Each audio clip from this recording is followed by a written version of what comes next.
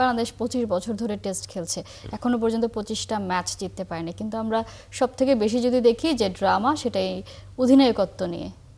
এটা হচ্ছে বাংলাদেশ ক্রিকেট বোর্ডের অদূরদর্শিতা। আপনি যদি একজন ভাইস ক্যাপ্টেন রাখেন, নিয়মিত ভাইস ক্যাপ্টেন, যিনি হলো পৃথিবীর সব দেশেই যেটা করা হয়, ভাইস ক্যাপ্টেনকেই পরবর্তীতে ক্যাপ্টেন করা হয়। আমাদের দেশে এই কালচারটা কেন তৈরি হচ্ছে না? এই কালচারটা তৈরি হচ্ছে না হলো আমাদের কর্মকর্তাদের সদিচ্ছার অভাব। যারা বিসিবি পরিচালক রয়েছেন বা বোর্ড পরিচালনা করেন, তাদের একটা সদিচ্ছার অভাব হয়তো রয়েছে। যদি তারা এই জায়গায় আন্তরিকতা দেখান এবং দূরদৃষ্টিতা সম্পন্ন হন, তাহলে কিন্তু একজন ক্যাপ্টেনের সঙ্গে একজন ভাইস ক্যাপ্টেনকেও পরিণত করা যায় বা তৈরি করা যায়।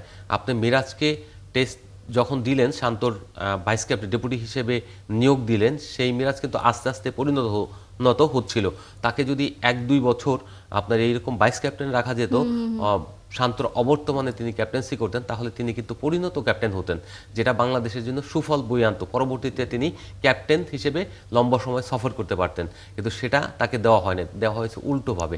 আমাদের যে ডেপুটি থাকে তাকে দেখা যায় সেই সিরিজেই দেখা যায় না, যে যিনি ডেপুটি তিনি স্কোয়াডই নেই, এরকমও দেখতে পাই। রং কল থাকে, রং কল আমাদের বাছাই করার ক্ষেত্রেও রং কল থাকে। আমরা সম্প্রতি এশিয়া কাপেই দেখেছি যে লিটনের অনুপস্থিতিতে হঠাৎ করে জাকের আলী অনেক ক্যাপ্টেন হয়ে গিয়েছে। মানে এইসব ব্যাপারগুলো চলতেই থাকে, সেজন্যই হয়তো আমরা আলটিমেটলি আসলে রেজাল্ট পাই না।